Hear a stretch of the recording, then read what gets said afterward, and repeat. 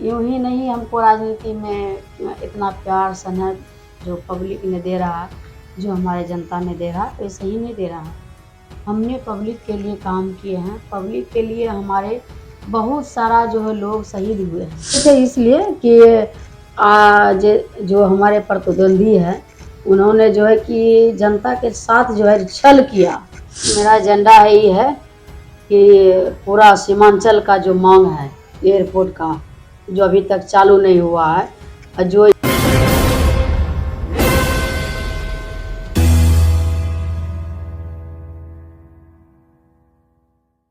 नमस्ते, मैं हूं मनीष। आप देख रहे हैं दी न्यूज 9X। दी न्यूज 9X में आप सभी का स्वागत है। पूरे बिहार में इस वक्त पूर्णिया सीट चर्चे में है और मैं लगातार सभी कैंडिडेटों का इंटरव्यू कर रहा हूं। आपने 2 कैंडिडेट का इंटरव्यू देख लिया और तीसरा कैंडिडेट बीमा भारती का मैं इंटरव्यू कर रहा हूं। सबसे पहली बात, कहा जाता है कि लाल साड़ी में आप निकली थी और आज आप तेजस्वी के साथ चॉपर में घूम रही हैं। ये सफर कैसे शुरू हुआ, हमारे दर्शकों को बताइए। बिल्कुल अच्छा सफ़र रहा है शुरू से। जब हम निर्दलीय से चुनाव जीते थे 2000 ईस्वी में, और उस टाइम में जब घरेलू महिला थे, हम घर में काम करते थे, और एकाएक राजनीति में जो हमारे पति है अवधेश मंडल जी, उन्होंने हमारे राजनीति में एंट्री करवाया, क्योंकि वो पहले से सामाजिक सेवा कर रहे थे, समाज का सेवा कर रहे थे, और हर दुख सुख में साथ रहते थे सभी का। तो सबका हुआ कि नहीं, चुनाव लड़ना चाहिए। तो उस टाइम में हमको चुनाव का कोई अनुभव भी नहीं था कि चुनाव क्या चीज़ है। तो मेरा पति का सबसे बड़ी हाथ है कि हमको राजनीति में नामने का।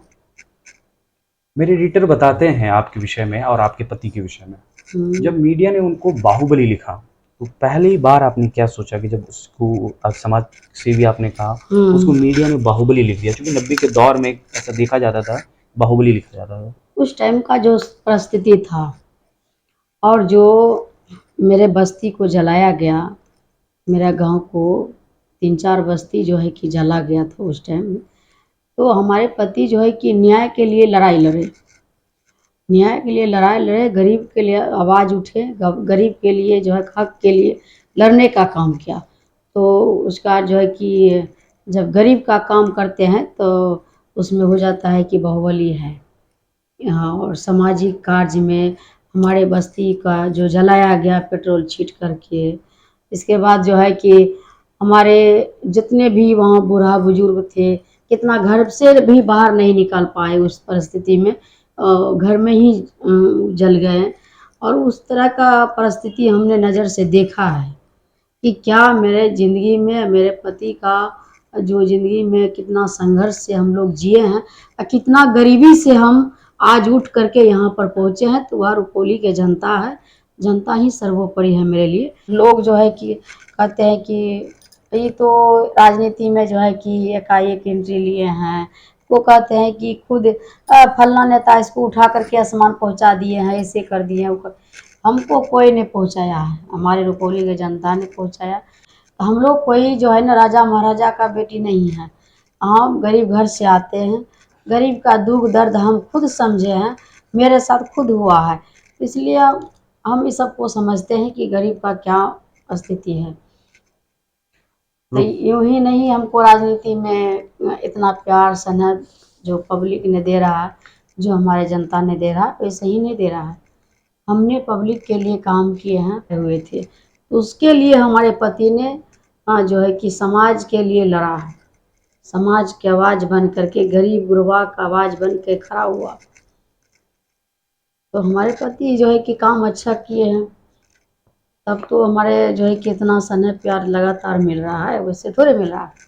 हमारे एडिटर बताते हैं आपके पिछले 30 साल के करियर में आप लाल साड़ी पहन के निकली, फिर आपके पति आए, क्रम ऐसा रहा कि आपने लालू जी के साथ गए, क्रम ऐसा रहा कि नीतीश कुमार जी के साथ रहे और फिर लालू जी के साथ आए। ये क्रम में कहीं खटास नहीं हुए रिश्तों में? कभी आपके पति से दिक्कत नहीं हुई कि आप नीतीश जी के साथ जा रही हैं, लालू जी के साथ जा रही हैं? बिल्कुल नहीं, समय परिस्थिति के अनुसार सब कुछ बदलता है, इसलिए समय के अनुसार सब कुछ होता है। जैसा सा समय गुजरा वैसा वैसा हुआ। तो हमने निर्दलीय से जीता है, कोई दल से तो नहीं जीते थे, निर्दलीय से जीत के गए थे हम। हमने नीतीश कुमार जी को सपोर्ट किए थे उस टाइम। निर्दलीय में। जी, हम लोग महत्वपूर्ण सवाल पर आते हैं।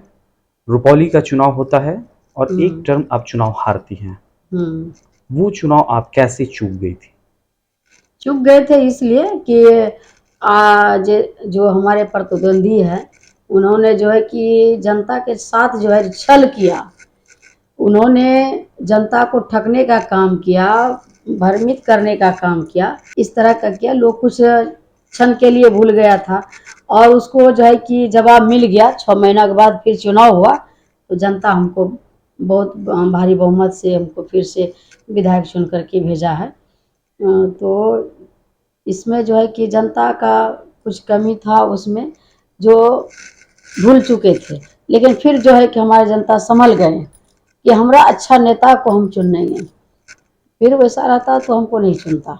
अब हम लोग पॉलिटिकल प्रश्न पर आते हैं और बीमा भारती से जानते हैं दिन भर की सुर्खियों में जो क्यों रही बीमा भारती।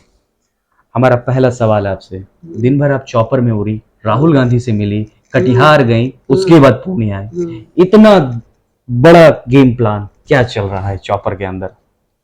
देखिए, हमारे जो है महागठबंधन के बहुत बड़े जो नेता हैं राहुल गांधी जी, वो आए थे भागलपुर। तो स्वाभाविक है कि महागठबंधन के उम्मीदवार है तो हम अपने नेता से मिलने गए। फिर वहाँ से आदरणीय हमारे भाई जो तेजस्वी यादव है उनसे फिर मुलाकात करके उनके हेलीकॉप्टर से हम जो है बरारी आए।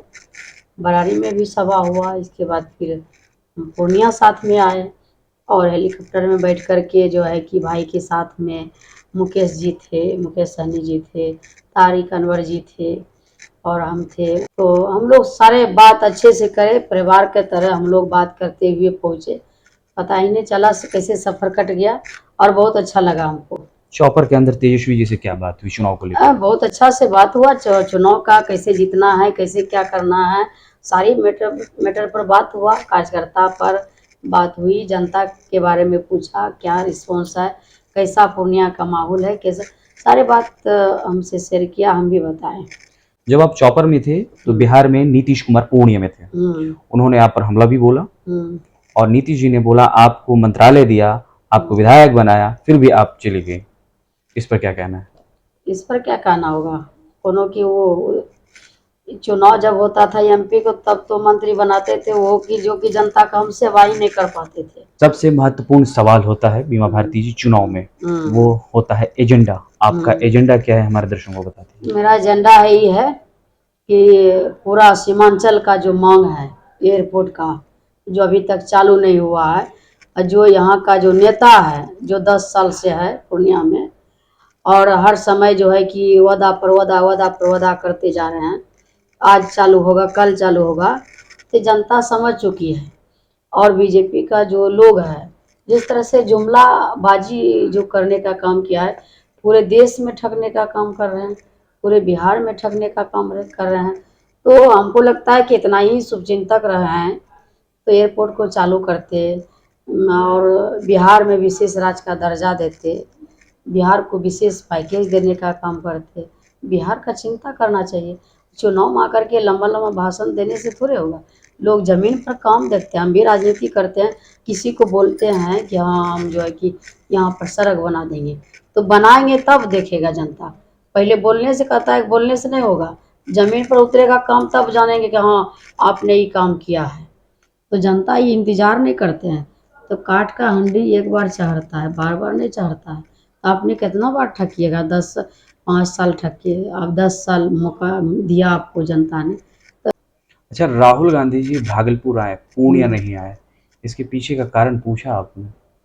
देखिए, सारा चुनाव में जो है कि पूरे देश में चुनाव हो रहा है और पूर्णिया का सवाल है तो पूर्णिया तो आए थे ही जब तो वो भारत जोड़ो यात्रा में आए थे, उसमें आए थे यहाँ पूर्णिया, तो इसलिए जो है कि भागलपुर नहीं गए थे। तो भागलपुर में कार्यक्रम हुआ, उसमें हम लोग पहुँचे वहाँ पर।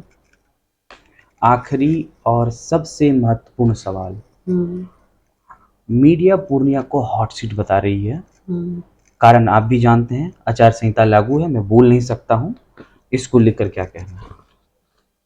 हॉट सीट बना हुआ है, मीडिया जो है कि हॉट सीट इसको बना दिया है, तो पूर्णिया ऐसा ही ना एक नंबर में है।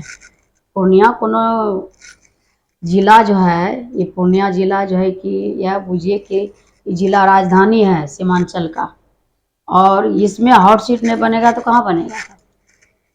एकदम होगा, होना चाहिए, क्यों नहीं होगा? पूर्णिया का नाम हो रहा है, हमको लगता है कि देशों विदेशों में नाम चल रहा है पूर्णिया का, सभी जगह चल रहा है। जी, बहुत बहुत शुक्रिया। हमारे साथ थी राजद के प्रत्याशी बीमा भारती जी। बहरहाल आपको हमारा इंटरव्यू कैसा लगा, आप अपनी राय हमारे कमेंट बॉक्स में ज़रूर दें। अगर आप हमारा ये वीडियो फेसबुक पे देख रहे हैं तो हमारा फेसबुक पेज लाइक कर लें। अगर आप हमारा ये वीडियो यूट्यूब पर देख रहे हैं तो हमारा यूट्यूब चैनल दी न्यूज़ 9 को सब्सक्राइब कर लें। शुक्रिया।